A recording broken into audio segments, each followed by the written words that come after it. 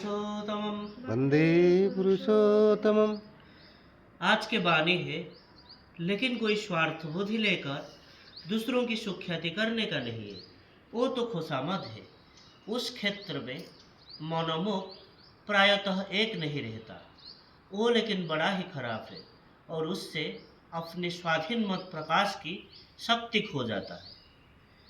पितृदेव शंकरदा को आलोचना करने के लिए निर्देश देते हैं।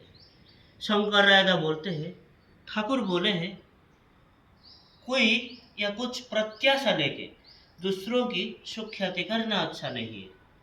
दूसरों के निकट से कुछ पाकर भी, इसीलिए अगर कोई खुशामद करता है, उस क्षेत्र में अच्छा बुरा ये दिख पे नजर नहीं जाएगा। ये अच्छा है, ये अच्छा है, लेकिन कोई कहते समय दूसरे बोल रहा है। कुछ पाकर भी उसके निकट से ये आशा लेके ही मुंह पे कुछ दूसरे तरह का बोल रहा है। इसीलिए इस प्रकार कर करके स्वाधीन मत प्रकाश की क्षमता लोप पाता है।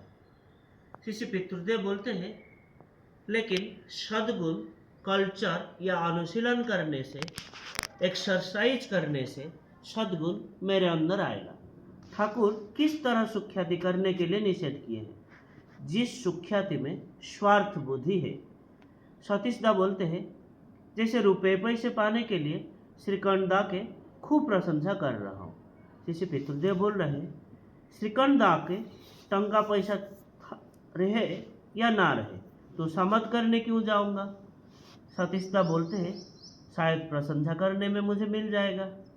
जैसे पितृदेव बोलते हैं, श्रीकंठ अवस्था पर लोग होना जरूरी है। इसके सिवा मेरा भी रुपए की एक विशेष दरकार है, विशेष ज़रूरत है, इसीलिए उसके निकट से मैं चाह रहा हूँ।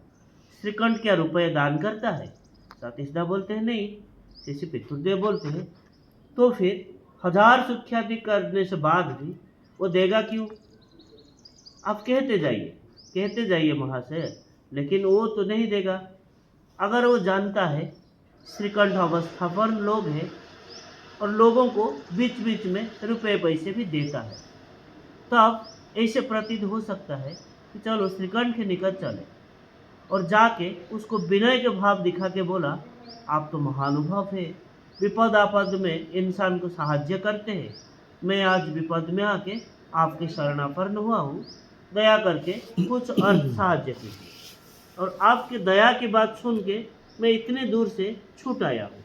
और ऐसे क्षेत्र में श्रीकंठ का अगर देने का अभ्यास हो तो वो देगा, लेकिन श्रीकंठ के बारे में इतना कुछ अगर मेरे धारणानुपातिक नहीं होता है, तब तो वो तो समझ हो जाएगा। फिर देखता हूँ तुम्हारी लड़का मानिक के निकट रखने की इच्छा है, वहाँ जाके काम करेगा।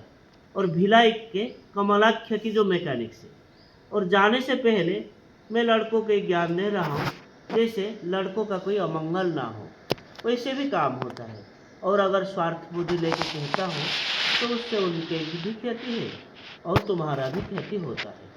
ये घटना इष्ट प्रसंग से 13 दिसंबर 75 से लिया गया है।